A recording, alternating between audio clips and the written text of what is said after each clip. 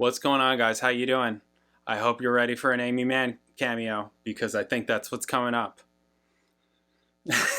Part 6. Beyond the Lighted Stage. I see the red balls. Here we go. All right, let's do this, Bam.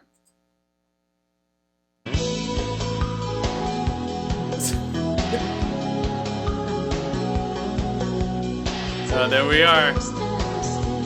This is such a weird video.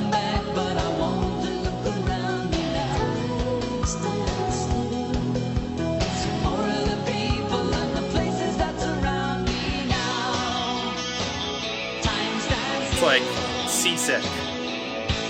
Hold Your Fire was the record that told me that there was a shift in the way we were writing. It was pushing us away from rock. It was starting to move into a jazzier, softer kind of tonal area. Jazzier? Things can go too far in any one direction, and then we correct ourselves and eventually go, well, I wouldn't say jazzier. You know, we tried to go along this way, at but all. it's too much. That was the very first thing that I said on the first meeting. It seems absolutely crazy to me that one of the few remaining power trios on this planet, guitar, bass, and drums, are smothered in keyboards. And I said my interest is to get you back to being a power trio, but a modern take. We just find out what that contemporary definition of power trio. Win an instrument and push the keyboards aside. And Geddy and I would go, okay, we can do that. Alex was pretty... Let's have a concept. Let's not have keyboards. And I went along with it. I was a little bit sad. Press Down, Roll the Bones for me were very much indicative of what was going on in the 80s. And they were thin-sounding records, too. They didn't have any balls to them. So when I got in there, I was kind of hell-bent on making a heavy record. The caveman pushed us, you know, wanted me to use my Fender bass, go through old Ampeg amps. Amazing. And record it old school. Amazing. Everything was old school. There were battles. Except for that because every acoustic engineer guitar right wants there. Alex to play without his pedals and all his own synthesizers that he plugs into. Those are not When Alex would ask synthesizers. for his fridge of effects, and I would just say no, and you'd say, you know, I want reverb, and I'd say no. And he'd say, I fucking want reverb. If I want some reverb, then I want some reverb. And I'm like, no, you sound terrible with reverb. You're not having any reverb. Good for him. So See, producers he are ended up going supposed to a do bar that. Good night for and him. drinking about You're 5 supposed bottles to of do scotch. that. Had terrible hangovers the next day, but we sort of ironed it out.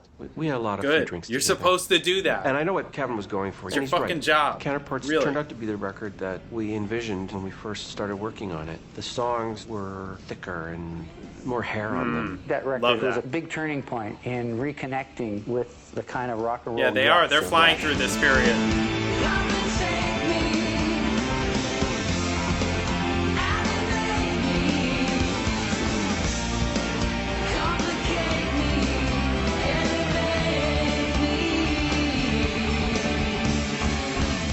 The opening song, Animate, I think is one of our all-time best. I love the drive of it. I love the arrangement of it. But I was starting to get conflicted about my own drumming at that point. I'd been working so much with sequencers and with click tracks for so many years, and I had developed really good precision of time. But I felt a stiffness because of that metronomic need. But I didn't have the looseness that I wanted to hear out of my own playing. After so many years of being an amazing player, Neil could have clearly just decided not to play drums until it was time to go play a Rush show. But instead, he cared enough about what he did to try and break down his current technique and work with Freddie Gruber and sort of reinvent his playing style.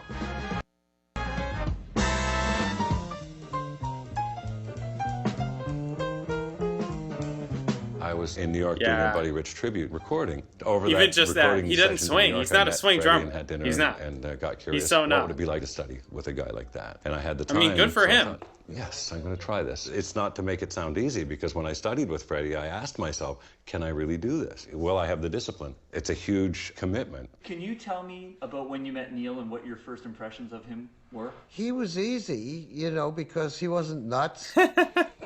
And I was, you know, and it was like, you know, it was fun. It didn't have to go to some strange land. We never played the drums. We talked about motion and told a lot of stories and did some dancing. We were behind a set of drums because the approach to what you do results in what you get.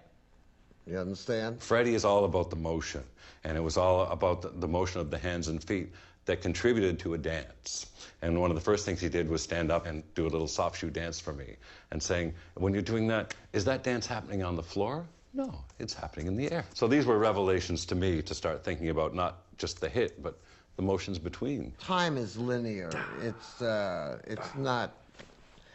It's like a pogo stick, you know. A lot of pop music is played like that.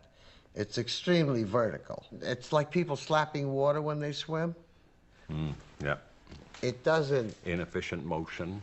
breathe. Let's put it this way. You can have a beautiful body and look marvelous. Thank you. But if you're not breathing, it's not alive. All right.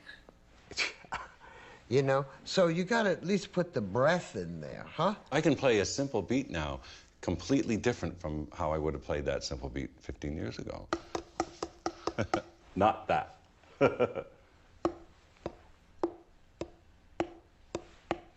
you go. It takes a lot of courage, being a drummer of the stature that Neil Peart is, to be able to say, I can improve. And when he came back out, Can always and he improve, made his appearances but yes. after working with Freddie, and he turned his grip around to traditional grip and had a different approach. He was so much more relaxed. That was the most refreshing thing you could have seen, is that your hero could also still learn that they weren't just done. And I worked with my bandmates right after that on the Test for Echo songs, and the other guys would say, well, it still sounds like you. And at first I was kind of disappointed, but then I thought, well, of course it does. Yeah. They thought it sounded the same, but when they went to play with me, there was a different clock at work now. Oh yeah, and that was such a great record, Neil.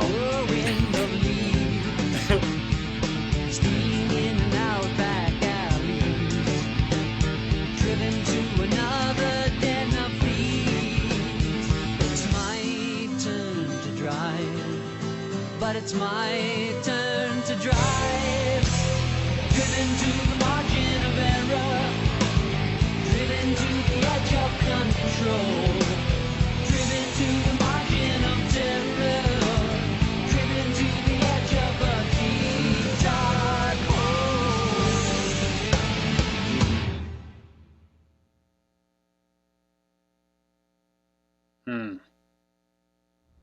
In mid-August of '97, we finished the tour earlier that summer, and there was a message to call the office. It was urgent. One of the girls from our office told me what had happened. Neil's daughter was in a terrible car accident and lost her life. I mean, it was just such a horrible shock. It was, I mean, I still feel it today. It was the start of a whole lot of emotions that we'd never felt before. I had not had a friend who'd gone through anything like this. Ray called me and told me about the accident. And I was just in shock, as everyone was. You're just so unprepared for how devastating it is. And you just don't know what to do or how to help or any of that. He could be such a private guy.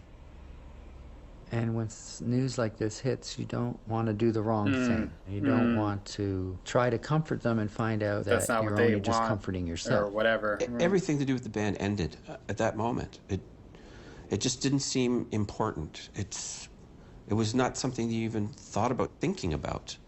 They didn't really know what to do with themselves, so they left Toronto. They got away from all those reminders. And then Jackie got sick. After she passed away, he was lost. I bet. And so he ran. He got on his motorcycle and ran. That's where I used to live. When his wife died, he had Like, to literally. do what he needed to do to just find some kind of peace. He embarked on a long, very, very painful journey, just going and going and going and going.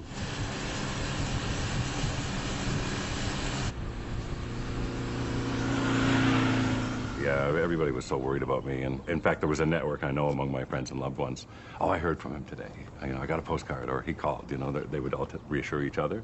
Because, yeah, anything could have happened to me, even by accident, let alone by design. Right. Fuck, we were so worried about him. Yeah. But he, he was at arm's length. Neil needed time. To be honest, I had no real interest in music for about a year. I hardly played, hardly listened to music. We were on sabbatical. We were shut down.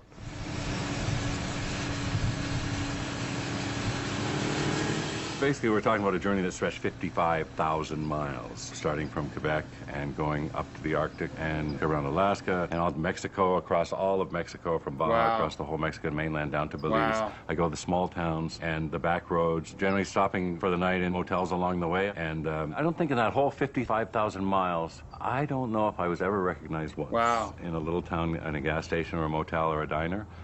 Because I'm just a guy sitting there with a hat on reading the book, you know? A lot of times I can just slip around and be a guy, and that's all I want from traveling too. I just want to be a guy, and that's life enough for me. Yeah. Cool. The way out is a way in. The way out is a way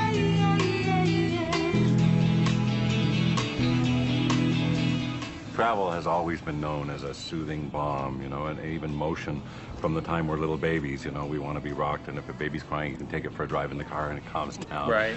That's the way I described it to myself at that time, that I was so stirred up into my little baby soul would only be soothed by motion. I traveled out of the darkest place a human being can come from, and it was landscapes, highways, and wildlife that revitalized me. The timeless landscapes gives your tiny existence a new perspective when you're among things that are millions of years old. I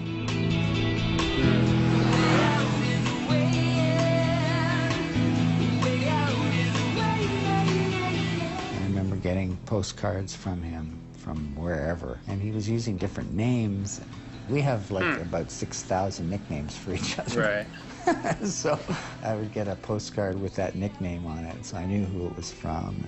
They were lifelines, you know, those little contacts. And he knew we were there somewhere, and he knew that we would be there if he wanted us to be there. All he had to do was reach out. As far as the band was concerned, as things went on, it seemed less and less of a possibility that we would get back together. And it looked like, you know, the band was, basically it was 4 years that the band was done. Crazy. Oh, I thought it was over. Crazy. I mean, oof. You know, Alex and I would talk about it once in a while, but there was no point. Damn. You know, I don't want to play in Rush without those other two guys. Let's see if he continues to feel that way. Anybody in this band. It's just I hope. not possible. I hope.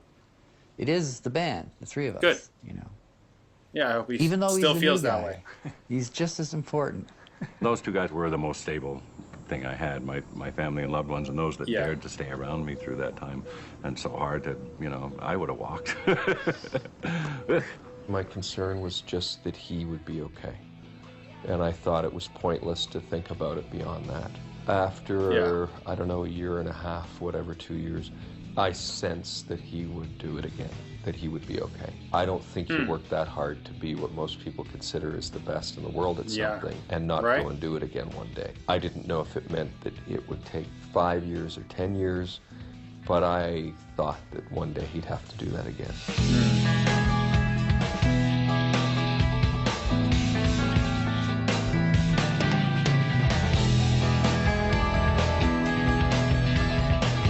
They just have this footage, this aerial footage of, I mean, maybe it's not Neil, maybe they're, you know, just using it. And your imagination is, oh, that's Neil. But maybe it is. When I stopped writing. And they just got it? I was ready. Traveling all that time. It was when I came to rest and I came out to California and met my wife-to-be, and I got some stability there, and with Carrie's help, then realized that I was wanting to work again. That's basically what it took. I had to stop moving first. He was a little apprehensive and thought that perhaps maybe we might try to talk about perhaps trying to maybe think about possibly getting back in the studio to record a record. And it was really like that. It was quite a fragile, delicate proposition. I don't think he knew if he could do it. You know, he hadn't played his drums in a hell of a long time. He's such a perfectionist. He's such a fucking monster musician. I think he was afraid of not being as good as he once was. It was an unsureness for me, especially. Can I do this? Can I write rock lyrics like it's the most important thing in the world? Can I slave over and over and over on a drum part to refine every detail of it like it's the most important thing in the world?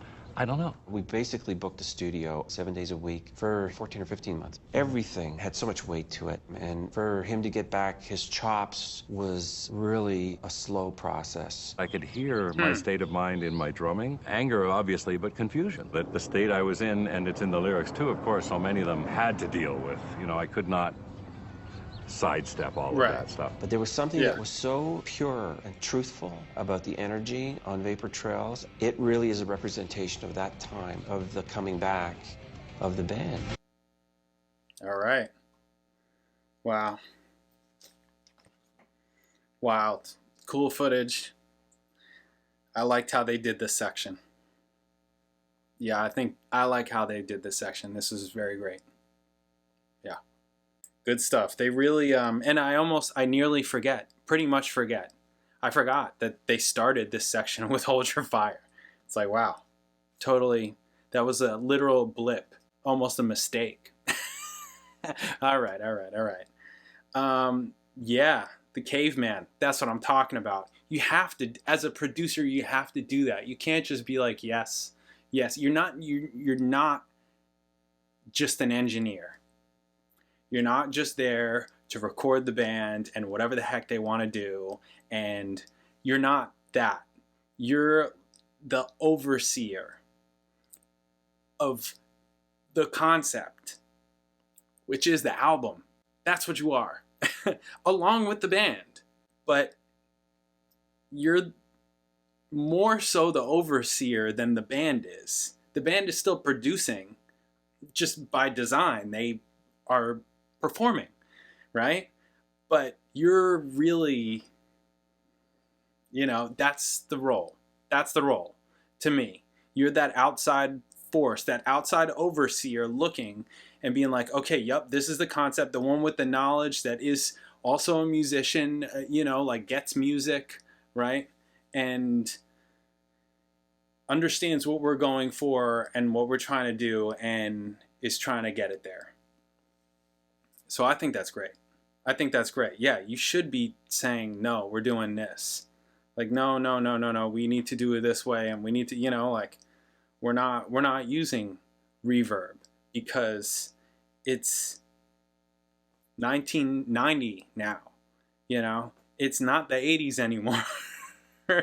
We're into the 90s now. We're not using reverb on the guitar. If you want reverb on the guitar, we'll do it later if we need it. But we're not putting that reverb on the tape. We're not doing it.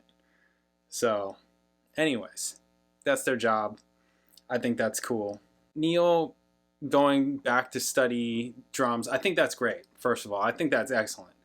But even hearing the 2 seconds of him, doing the swing thing, I'm scared to hear that stuff because he's great. He is. He's freaking excellent. He's why so many people love this band, frankly. He just is. I'm not hearing that he can swing. So, I'm scared of that. Anyways, very cool. Very cool section. We got one more section to go. I'll catch you in the next video.